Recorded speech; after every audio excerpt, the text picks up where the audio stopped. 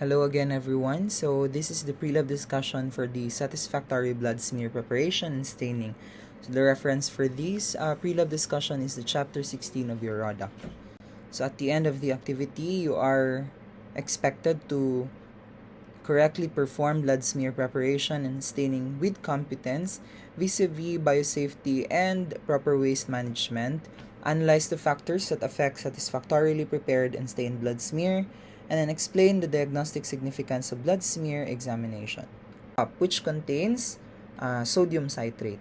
Okay, so this is your platelet satellite T-SEM wherein the platelets adhere onto the neutrophils. Okay, the sample used here is your EDTA, so what you're going to use is the light blue tube or the light blue top. Okay, now let's proceed to your preparation of the smear. So we have wedge, cover glass, and automated. So wedge smear, ito yung manual na ginagawa natin. And then yung automated naman, meron kasing mga machine na kayang gumawa ng blood smear. Okay, so let's go through each procedure or technique. So we have here your wedge technique. So your wedge technique, remember, it's easier to master and convenient and commonly used. No? So this is your wedge technique. Okay? So the film or slide, maglalagay ka ng blood and then you will use a spreader slide to make a smear. Okay, so that's another way of putting your blood on top of the smear. So yung nakikita nyo on the right, so this one, this is a spreader. So I was able to, I experienced using this one. Okay, maganda talaga siya ang smear. This is a plastic one. Plastic ito. Okay, you can use it as spreader. Pero yung slide naman na spreader, pwede din naman, but you have to make sure that the edge is smooth, hindi rough. Kasi kung rough yan, pangit talaga ang smear mo. Okay? So there are two types again, your pushed type and your pulled type. So pull versus push. So ito, pull. So hihilain niya papunta doon. So pull because the arm is oriented towards the left. So hihilain niya yun papunta doon. And look at the glass slide or the spreader slide. The location of the spreader slide is pointing towards the other end, dito na banda. While yung push naman is, kung makikita nyo, this is the edge, the edge ng glass, ng spreader. And ipupush niya yan papunta dito na side. So there are two ways, but the most common na ginagamit natin is push, di ba? So in pushed film, your spreader slide is pulled onto the drop of blood and the film is made by pushing the blood along the slide. So parang ipupush mo lang talaga siya towards the other end. While yung pulled film naman is still meron ka pa ring spreader slide. So ipupush mo yung drop of blood and pulled along the length of the slide to make the film. So hihilain mo towards the other end yung pull, yung push naman is ipupush mo towards the other end. Okay, so that's the difference between the two. But most commonly, ang ginagamit natin is the pushed film. Okay, tips to make a good blood film. So the size of the drop of blood is important. So too large drop creates long thick film, while too small drop creates a short thin blood film. So it's just enough lang talaga, not too short or not too large or not too small. So maintain an even gentle pressure on the slide is essential. It is also crucial to keep the same angle all the way to the end of the film, and if 2 to 3 films are made, the best one is chosen for staining and the others are disposed of properly. So some laboratories require two good films and save one unstained in case another slide is required. Kasi not only staining of blood film ang ginagawa natin, there can be other tests that requires another smear. So you can save the other smear na hindi mo nagamit in right staining. So again guys, whatever we can read here are just tips, but as you go along with the process, like if paulit-ulit mo na siyang gagawin, you will have your own technique in doing it. Okay? Still achieving the same quality of blood film. So the materials that we can use are PPE, microscope slides, 70% alcohol or alcohol pad for blood collection, your disposable dropper, gauze pad, styrofoam rack, your wash bottle, lahat ng ito. Okay? So basically, you will be needing a smear, okay? And then when you make a smear, you have to use a stain. Now, the stain here is your Hemaquick solution. The content of your Hemaquick solution is your right stain. Okay? So, meron kang solution 1, 2, 3, and 4. Place in a Coplin jar. So, 4 na Coplin jar ang meron. So, 4 na Coplin jar, merong Hemaquick solution. So, later we will know what are the contents of your Coplin jars. So, dapat meron siyang cover. Lalong-lalo na the one that can easily evaporate. Okay? So, remember, you must have disposable container for barrel and tubes. And then, staining rack, 2 per set of stains, and disposable container for slides. Basically, what you need here is the smear and then the stain. Yun lang. Okay? So, how do you do this? You have to drop or put a drop of blood approximately 2 to 3 millimeter in diameter, okay, placed at one end of the smear. So, dito. 2 to 3 millimeter in diameter yung size niya. The spreader slide is placed about 30 to 45 angle against the smear. So, yan. So, ang gagawin niya dito is, this one is push. Kasi pinupush niya yung blood. Ayan. Pinupull niya muna, tapos i-push. Okay? Pinupull niya muna, tapos i-push. So, the spread is drawn back into the blood, drop of blood, and the blood is allowed to spread across the width of the slide. The spreader is then quickly and smoothly pushed forward at the end of the smear slide to create a wedge film. So, remember, it should be margin-free. So, ganito daw ang ating perfectly created na smear. Okay, drop of blood 2 to 3 millimeter. The angle of the spreader is 30 to 45 degrees. And the size should be 0.5 inches. So, ito, 0.5 inches. Yung space niya from the edge. And then, 1 cm. Ito, 1 cm yung kanyang space from the other edge. And then, 2/3 or 3/4 of the slide, itong size ng ating smear. Okay, so the film, okay, anong magandang peripheral blood smear? What are the indicators of a well-made peripheral blood smear? The film is 2/3 to 3/4 the length of the slide. So, the film is finger-shaped. Other books would say tongue-shaped. Very slightly rounded at the feather edge, not bullet-shaped. Hindi pwedeng bullet-shape ha. Iba ang bullet-shape sa tongue-shape. This provides the widest area for examination. Kasi may mga regions yan. May mga regions ang ating film and we only read in the C region. So, tingnan natin mamaya, what is a C region? The lateral edges of the film are visible. The film is smooth without irregularities, holes, or streaks. When the slide is held up to the light, the thin portion, like the feathery edge, of the film has a rainbow appearance. So, ito yung hahanapin natin kapag nag-completion smearing tayo. The whole drop of blood is picked up and spread. So, in short, dapat walang dot na naiwan, no, sa base ng glass slide. So, as you can see here, these are the unacceptable peripheral blood film. Ito, look at the feathery edge. Super serrated. Hindi pwedeng ganyan, no? Rough ang kanyang edge. This one, putol-putol. So, in this case, possibly nag-hesitate siya in pushing the spreader to the other end. Ito naman is too short, no? Parang na-push siya ng mabilisan. And this one, letter D naman, sobrang konti ng blood na nalagay. So, itong E naman, maganda na sana, pero look at the edge. Okay, look at the edge. Yung letter E natin, hindi siya nag-spread sa spreader talaga. So, yung spreader niya ganito kalaki, pero yung blood natin is hanggang dyan lang siya nag-spread. Okay na sana yan. Okay na sana yung length, okay na sana yung itsura niya, but the sides, hindi nag-spread ang blood towards the side. So, makapal pa rin. Okay? Yung F naman is maraming dumi sa glass slide. Yung G naman is hindi even yung pressure. Mas madikit or mas madiin yung pressure dito compared here. Okay? While your letter H is nag-dry na yung blood, saka pa siya na nagawa ng smear. Okay? So, these are the common unacceptable peripheral blood film. So, again, it will not be an overnight success in making a smear. So, you have to do it again and again para ma-master mo talaga siya. Okay, so factors that determine the thickness of the smear. So kindly check, no? Pressure, angle, size, speed. Okay? So remember the pressure, the angle, the size of the blood, and then the speed of the spreader. So it can be thick or thin smear depending on the past mnemonic here. So if your angle is too high, your smear becomes too thick. If your angle is too low, your smear becomes too thin, so on and so forth.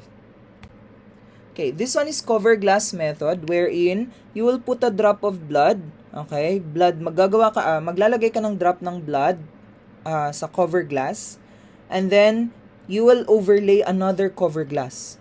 Tapos tatanggalin mo yung isang cover glass na nasa taas, and then you can make a smear na. Okay? So, just like this one. So, naglagay ka ng drop of blood on top of the cover slip, and then you place another cover slip on top, and then hinila mo yung cover slip na nasa taas, and this time you can make 2 smears already. Dalawang smear na ito. Parang pull apart siya. Kung nasa histopath tayo, parang pull apart siya. This is not ideal, of course, kasi sobrang kapal. Okay? But there are cases that you can do this, no? Such as in hunting for blood parasites, your malarial parasites, yan. Pwede natin gamitin to. So, for automated slide making and staining, okay, so this video, you can find here yung ating automated slide making and staining machine. So, tingnan nyo dyan. The slide must be completely dry before staining, or thick part of blood film may come off the slide in the staining process. So, ibig sabihin, dapat dry na dry talaga siya. So, regardless of the method of preparation, all blood and bone marrow smear should be dried as quickly as possible to avoid drying artifacts. So, yan, naglagay siya ng blood. Yan, pinupush niya lang, di ba? As you can see, pinupush niya lang. And then, smear.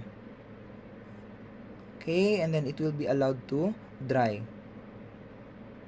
And then, after it's allowed to dry, so, ready na siya for staining, no? So, let's see kung anong next step here. Ayan, so wina-wipe off niya yung spreader. So wipe out the excess blood in the spreader. Okay.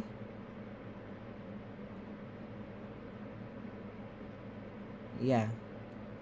So in order for you to adjust the smear length, so meron siyang thick and thin, ayan. So i-rotate mo lang yan. I haven't seen this type of automated slide maker na machine.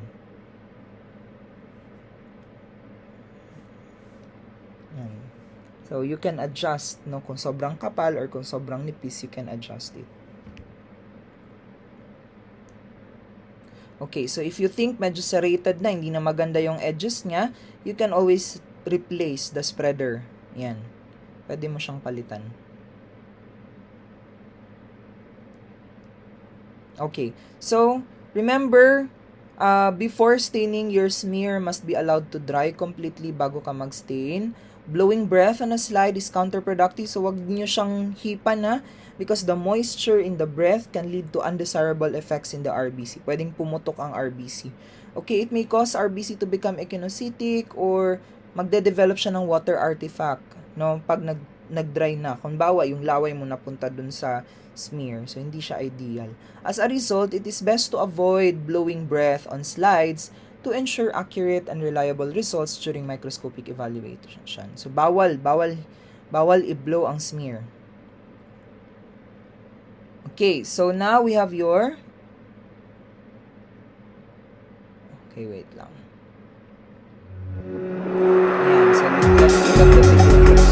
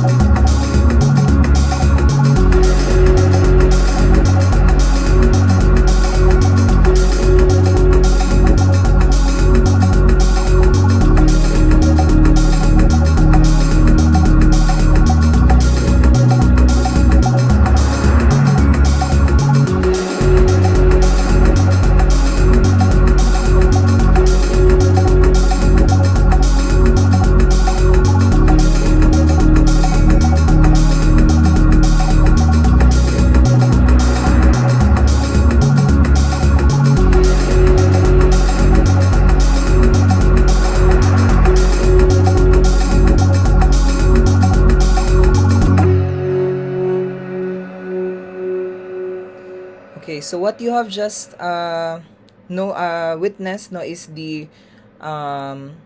automated smear and stain machine of Sysmex. So of course, wala tayo niyan. Wala tayo niyan dito sa Davao because this machine allows you to stain or to make a smear and then stain the sample, and then actually may microscope na sa loob. So para siyang may artificial intelligence na it can take a photo of the smear and then ipe-present niya, lalo na yung mga abnormal. Okay, yung mga abnormal. So, but you can still retrieve the smear and then you can do manual microscopy. So, pwede pa rin ganun. So, let's proceed with the staining of peripheral blood film. Kanina nakita nyo, di ba? Kailangan talaga siyang dry because if hindi tuyo yung smear, mawawash off yung smear. Okay? Because it will be placed into how many jar nga ulit? 4, di ba? In each Coplin jar, meron niyang lamang reagent. So, imagine, if ilulublob mo yung smear sa 4 na Coplin jar, do you think the smear will come off from the glass slide? So, possible, di ba? So, kailangan talaga dry talaga siya. Okay, so now, the purpose of staining the smear is to make the cells more visible and to allow their morphology to be evaluated. So, the principle here, your aniline dye utilized in staining blood smear falls into 2 main categories, your basic dye, your methylene blue, and your acid dye, your eosin. So, the basic principle, saan nakikita sa cell? Saan nakikita sa cell ang acidic component? Di ba nasa nucleus? So, between the two, methylene blue and eosin, sino ang basic? So, methylene blue. That basic dye, which is the methylene blue, will bind to the acidic component of the cell, which is the nucleus. Kaya yung nucleus mo, magiging kulay blue yan.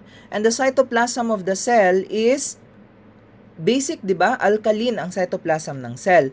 Therefore, the acidic stain will bind to the cytoplasm, making your cytoplasm pinkish. Okay? So, when stained by basic dye, nuclei and other specific structures in the blood are termed basophilic because they love basic dye, kaya basophilic. Like your nucleus. Ang nucleus mo, acidic yan kasi merong DNA. Deoxyribonucleic acid. So, the deoxyribonucleic acid makes your nucleus acidic, therefore it loves basic dye, kaya basophilic siya. There are also granules na acidic, kaya naman, pag acidic ang granules, ang stain na kanyang nababind will be the basic dye, which is the methylene blue. Kaya nagiging kulay blue yung mga granules. Okay, although hindi lahat ng granules saktong acidic talaga. May ibang alkaline naman. So, yung acid component naman or yung basic component naman ng cell that takes up the acidic dye, we call them acidophilic or eosinophilic. Kasi they love eosin. Okay? Like eosinophil. Your eosinophil are basic in nature. So, basic yung ating eosinophil. So, it loves what? The granules of your eosinophil will love eosin. Kasi basic ang granules ng ating eosinophil. Okay? Okay. Because your staining reactions are pH dependent, so alam nyo na, when acid component, the acid component of the cell binds to the basic component of the stain.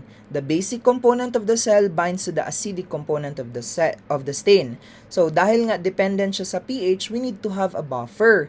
So, yung buffer, it prevents the changes in pH. And anong buffer ang pwede natin gamitin? Sodium phosphate.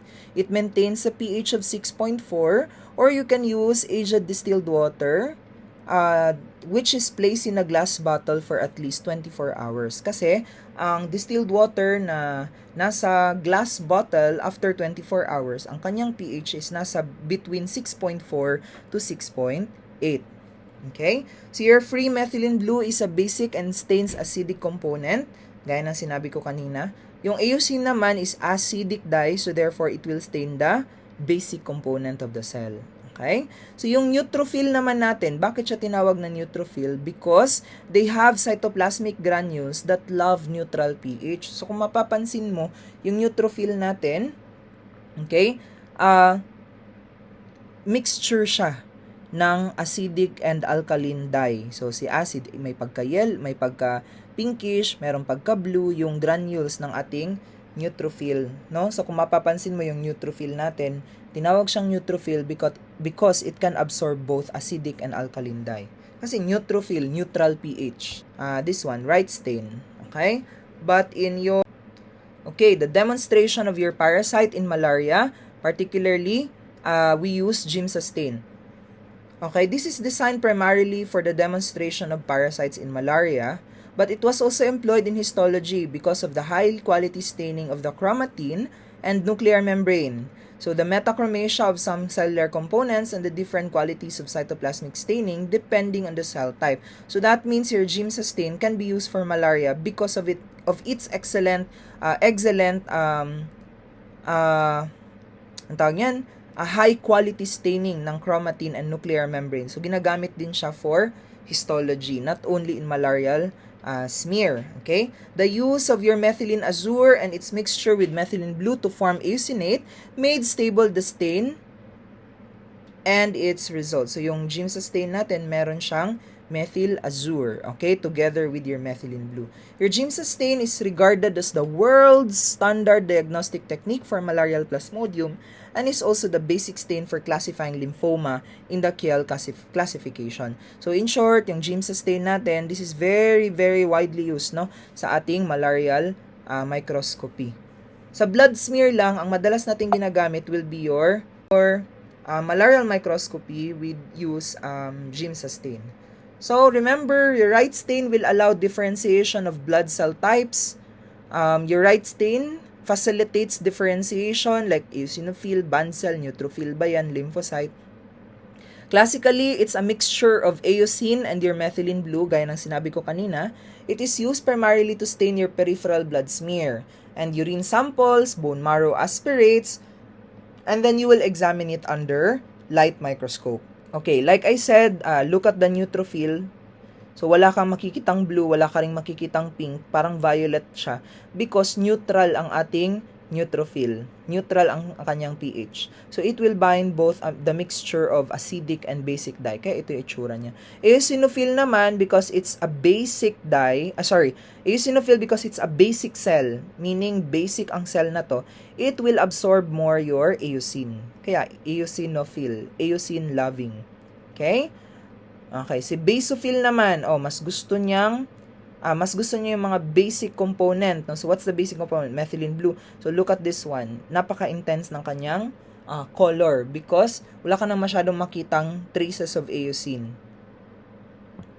Okay? So, the advantage of your manual technique is it's desirable for staining peripheral blood film containing very high WBC.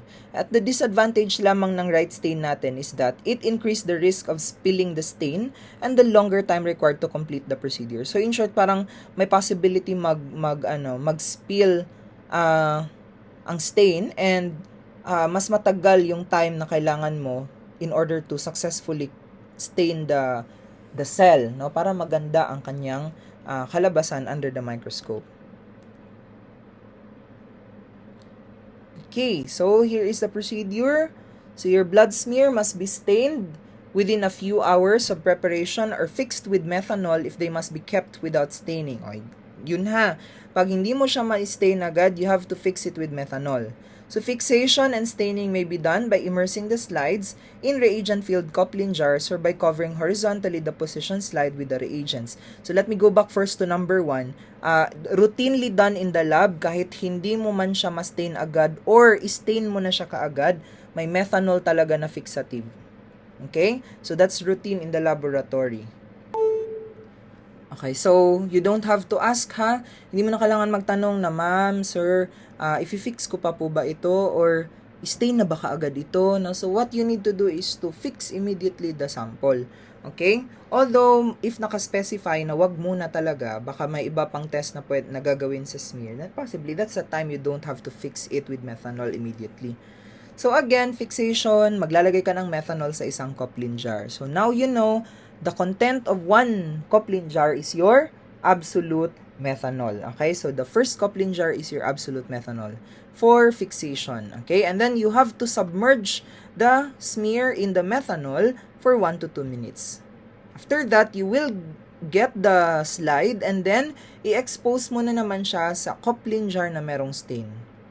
Okay, may ibang coupling jar na set na yung right stain. May ibang coupling jars din na, or may ibang staining product na set na, right stain na talaga siya. May iba naman nakaseparate si methylene blue, nakaseparate si eosine. So, alam mo na, yung first coupling jar, methanol.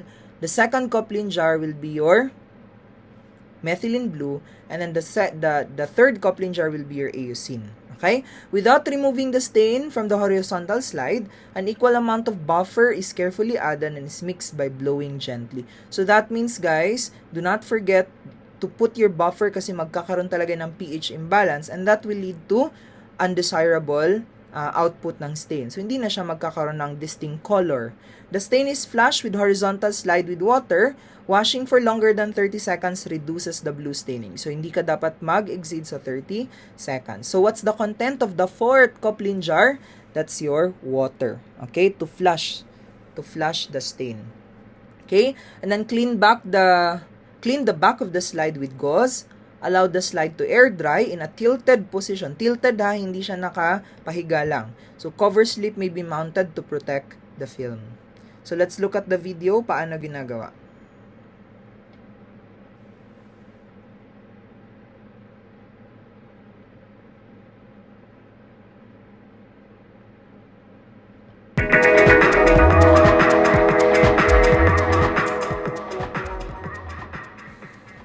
The purpose of this video is to demonstrate the use of the Hematec automated slide stainer procedure. Please feel free to follow along with the protocol posted in Moodle. To perform this procedure, you will need a Hematec 2000 slide stainer, a Hematec stain pack, gauze, and a peripheral blood smear. The first portion of this procedure is priming. First, lift and hold the operating level to the top position to prime. Hold in this position until the stain, buffer, and rinse solutions flow evenly through their tubes without any air bubbles. The instrument on signal light will go on, and the conveyor spirals will begin to revolve. When solutions flow onto the platen, release the lever. Wipe off the platen with gauze. Only wipe right to left. Oftentimes, the priming procedure will have already been done by the instructors prior to your arrival in lab. If so, you can begin with the staining smears portion of the procedure. First, place prepared slides for staining in the grooves of the conveyor spirals. Ensure the slide is properly aligned in two directly opposite grooves. The side with the blood film must face to the left of the operator. Place the slide so that the feathered edge of the blood film is toward the back of the instrument.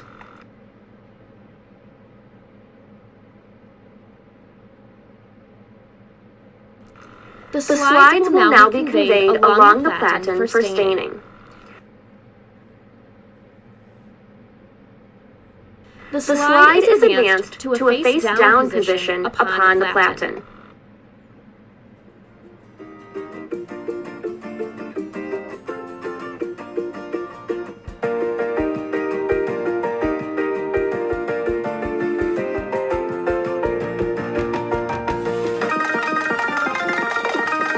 The leading edge of the slide moves into contact with the stain-sensing switch finger that activates the stain pump.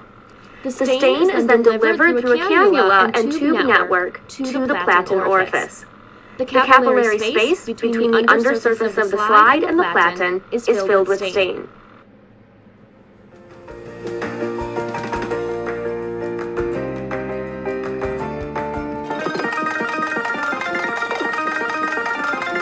The slide then advances to come in contact with the buffer-sensing switch finger. A metered amount of buffer solution is added to the stain to achieve a 1 to 2 stain to buffer dilution.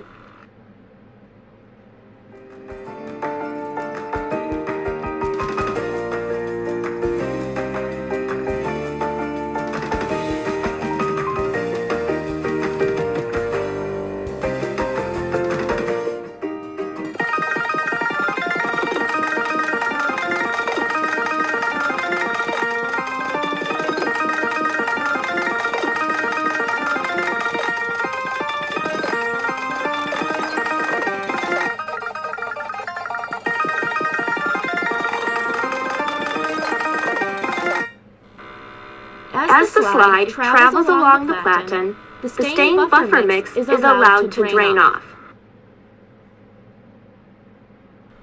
The rinse cycle begins by slide contact with the rinse sensing switch finger.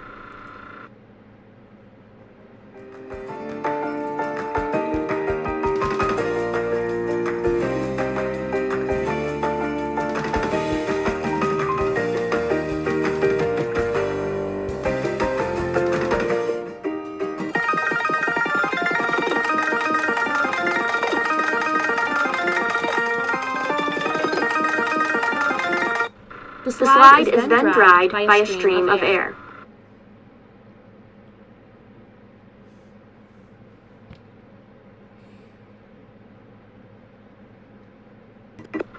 After drying, the slides are gently delivered into the slide drawer and are ready for examination.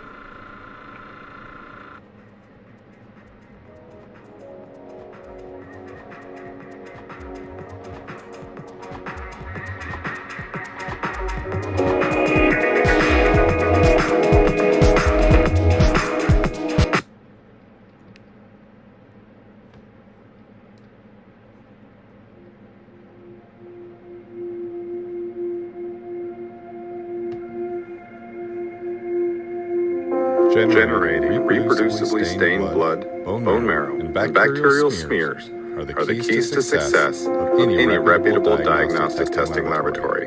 Merck's improved Midas 3 Plus automated stainer provides the ability to automate hematology and bacteriology staining applications effortlessly, saving time and money. The Midas 3 Plus automated stainer is compactly designed and has a small footprint. It will become the cornerstone of your laboratory. It requires only a power outlet and water supply to be fully operational in a matter of minutes. Ideally suited to stain up to 1,000 slides per day, meet the new workhorse of your lab. This robust instrument is built to last. It is low maintenance and ideal for moderately sized labs, where it can be devoted to a single staining application. The Midas 3 Plus uses the dip slide technique, which is comparable to manual staining. This technique is more familiar to lab technicians and affords more uniform staining without the hassle and uncertainty associated with disassembling and cleaning clogged hoses and nozzles. The instrument is run by a microprocessor, which allows you to enter your staining protocols quickly and easily using the keypad. You can program and store up to 9 procedures that can be selected with a single keystroke.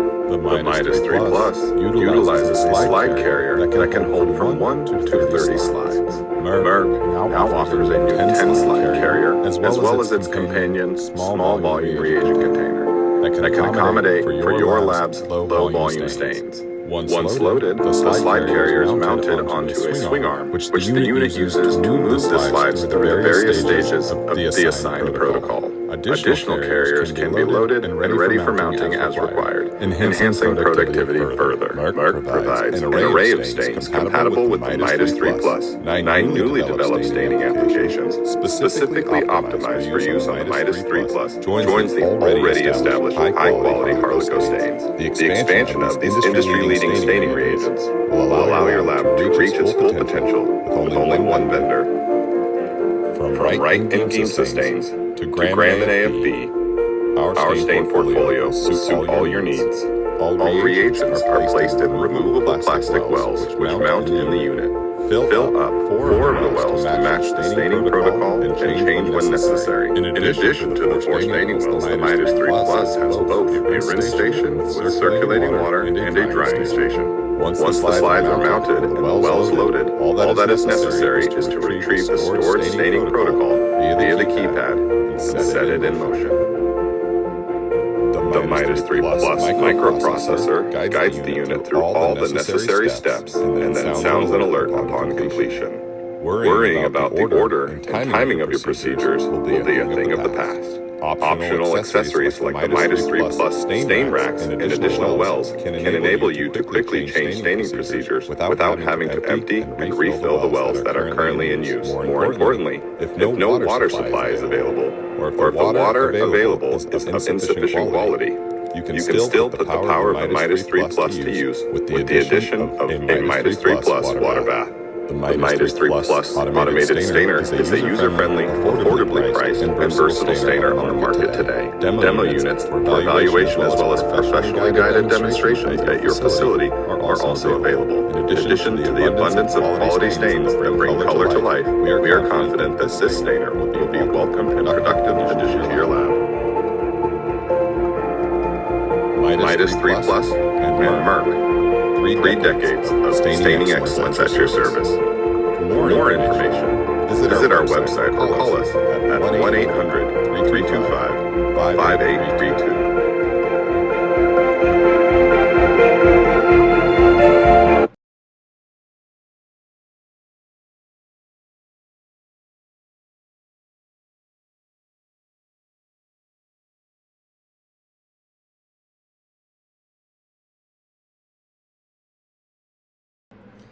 Okay, so you have witnessed the different types of automated smearing and staining machines, no? So, iba-iba sila, but the same principle, no? pH pa rin ang basis. Okay, so the basic stain attaches to the acidic component of the cell, while the acidic stain attaches to the basic component of the cell. So, so these are your quick stain. So your stain is purchased as ready to use, modified right or right Chimsa stain. The blood films are sequentially dipping the slide to Coplin jars filled with reagents. So the first jar is your methanol, second jar is your eosine rather, not methylene blue, eosine, and then on the third jar is your methylene blue, and then the last one is your buffer, and then your water. There are, depende pa rin yan sa package insert. So, you have to review. Check nyo yung package insert kung ang buffer pwede bang ihalo directly to methylene blue. Kasi back when I was studying, ang ginawa is, yung buffer, nilagay siya sa methylene blue. Okay, so hinalo siya sa methylene blue. So, but anyway, depende pa rin sa package insert. So, the required quantity can be filtered into a Coplin jar or a staining dish depending on the quantity of the slides to be stained. So, back when I was still studying, sa isang Coplin jar talaga, paisa-isa lang yung dip namin. Okay? To make sure na hindi nagwe-wear off yung, or hindi natatanggal yung smear from the slide. Okay? So, your aged distilled water is used as a buffer. Pwedeng ganon. And then stained slides are given a final rinse under a gentle stream of tap water and allowed to air dry. So, it is also helpful to wipe off the back ng slide. Pwede kang gumamit ng alcohol to remove any excess na stain. Okay? Kasi excess stain, it can make your microscope stage dirty. Okay? So, your quick stains are convenient and cost-effective for low-volume laboratories. For example, if hindi ka naman laging gumagawa ng smear, or if for verification ng automated machine yung smear na gagawin mo, you can do quick stain lang. Quick stain is again 4 Coplin jars. Okay? Methanol as your fixative, eosine, methylene blue, and then your buffer. Okay, so the features of a well-prepared stained peripheral blood film. So, macroscopically, makikita mo, the smear will look like pink to purple. Okay? But under the microscope, you can see blood cells are evenly distributed, areas between cells are clear, and leukocytes nuclei are purple. So, chromatin and parachromatin are distinct. So, makikita mo siya under the microscope. And of course, precipitated stain is minimal or absent. So, dapat wala talagang precipitated stain. Kasi if may precipitates ng stain, it can be misidentified as platelet. Diba? So, baka magkamali ka. Okay. As you can see here, we can find here this one. What is this? So, napakalaki niya, no? This can be,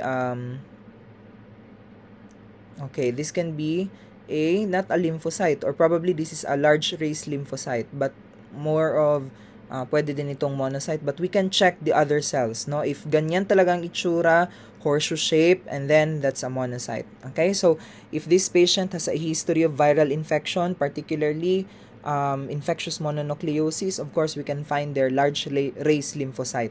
May mga lymphocyte kasi guys na hindi lang kaparehas ng size ng RBC. Okay, normally ang lymphocyte parehas sila ng size ni RBC. But in the case of infectious mononucleosis, the lymphocytes will tend to be like this. No, but this one, I think this is a monocyte. Okay? So, as you can see also pala, yung mga cells niya distinct, no? Hindi nagpapatong-patong. So, maganda yung pagka-smear. So the features of a well-prepared and stained peripheral blood film, so your neutrophil, the nucleus will appear dark purple, while your cytoplasm appears fine lilac pink granules. Eosinophil, dark blue yung nucleus, but the granules will appear red to orange granules. So brown, bright orange granules can also be a variant, no? So basophil naman will appear dark blue yung nucleus and ang cytoplasm dark blue to blue-black granules. Your lymphocyte will appear dark purple nucleus while sky blue cytoplasm ang meron sa kanya. So monocyte lighter purple ang nucleus while pale blue to gray blue with fine reddish granules or ground glass appearance ang ating cytoplasm. That is why yung kaninang picture monocyte yun. Platelets will appear lilac blue. Kita niyo yung platelet kanina.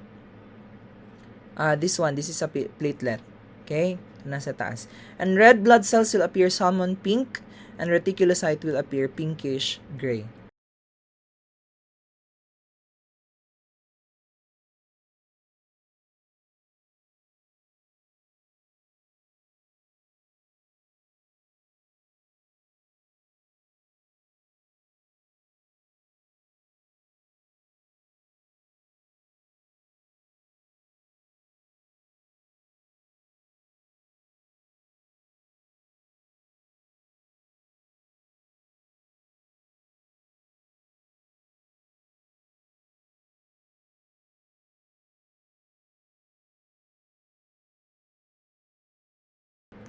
Okay, thick and thin blood smear is used for malarial parasites. Okay, your thick smear consists of a thick layer of dehemoglobinized, ibig sabihin na lice yan, with red blood cells. The blood elements, including the parasite if meron, more concentrated approximately 30 times than in an equal area of a thin smear.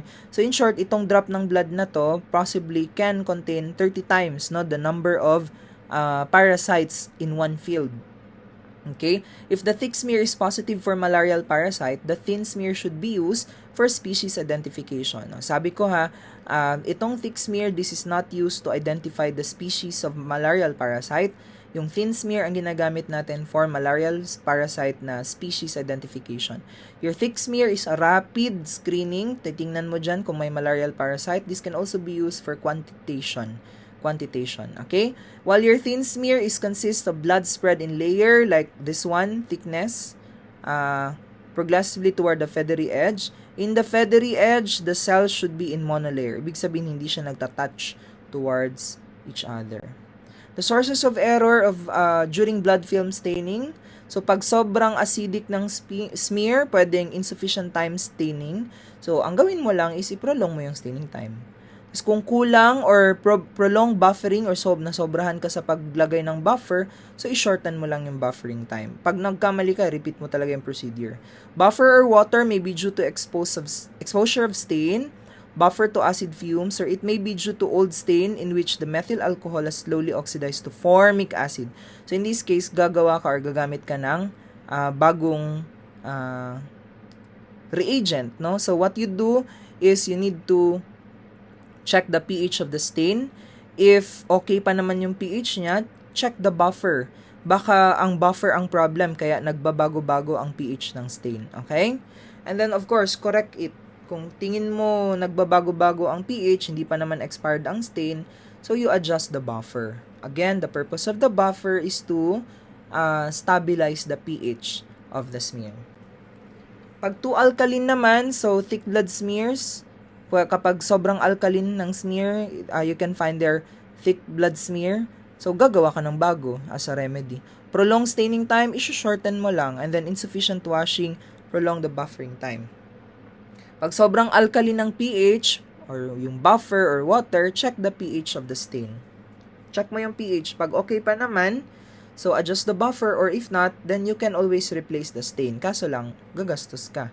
Okay, as a lab owner. So, new stain solution which has not stood for 2 to 3 weeks may be too basic. So, ibig sabihin, kung na-store mo ng matagalan, like umabot ng 2 to 3 weeks yung bagong stain, bago siya nagamit, so, baka too basic yan. Ang gawin mo lang, check the incubation time of the stain. Okay, if it's outside the time of incubation, therefore, you can replace it na. Okay, other staining problem, we have here your understaining. So, hindi masyadong na-stain or nasobraan ka sa pag-wash. Ang gawin mo, prolong the staining or babawasan mo yung washing time. So, precipitates on the film may be due to unclean slide. Just make sure that you're using a slide free from any unwanted debris. So, yung alikabok, it can also make staining erroneous. Baka yung alikabok, magkakapit siya sa methylene blue, magmukhang platelet. Okay, drying during the period of staining, inadequate washing of the slide at the end of the staining, failure to hold the slide horizontally. Again, horizontal during washing, inadequate filtration of the stain, and permitting dust to settle on the slide of the smear. By the way, guys, if your stain, nakita mo maraming precipitates, pwede mo yang i-filter. Okay? Okay, so peripheral film examination. So macroscopically, you can see bluer film, grainy appearance, and holes all over the film. So may mga butas-butas. A film that is bluer overall than normal may indicate that the patient has increased blood protein. So kapag sobrang tingkad ng blue color niya, pwedeng you can suspect for plasma cell myeloma or pwedeng may rouleau formation lang. Okay?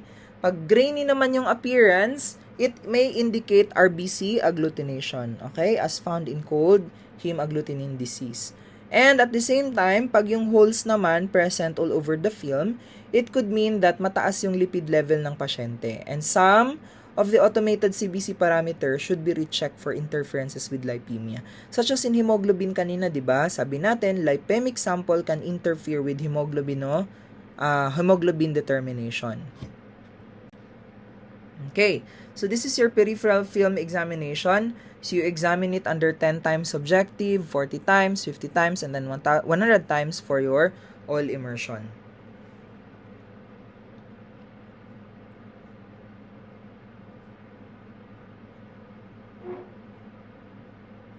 Okay, so yung nakikita nyo na image na nandito, it's at 40 times. Okay? You as an evaluator, select an area in which your RBCs are separated from one another with minimal overlapping, where only 2 to 3 RBCs can overlap. So, ang gagawin mo, maghanap ka ng cells na they touch but do not overlap. Okay? So, hanapin mo before you do the examination. Okay, so optimal assessment area. RBCs are uniformly and singly distributed. So, katulad nito, they touch but they do not overlap. Okay? Few RBCs are touching or overlapping, and then normal biconcave appearance ng RBC, and 200 to 250 RBCs per 100 times, or OIO objective. So, ibig sabihin, sa isang field, 200 to 250 RBCs ang nandyan. Basta, to make it, more, practical, maghanap ka lang talaga ng parts sa smear na hindi nag-overlap ang RBC. Okay? So, but of course, if the patient has polycythemia vera, mahirap yun, no? So, you always check, towards the edge kung meron pa. So, by the way you examine the smear is by doing a battlement maneuvers. Parang ganyan. So, tingnan mo muna, parang from this area here, papunta sa taas, then move to the left side, then papunta sa baba, move to the left side, then papunta sa taas ulit, then move to the left side, and then papunta sa baba. So, ganyan. Battlement ang tawag dyan.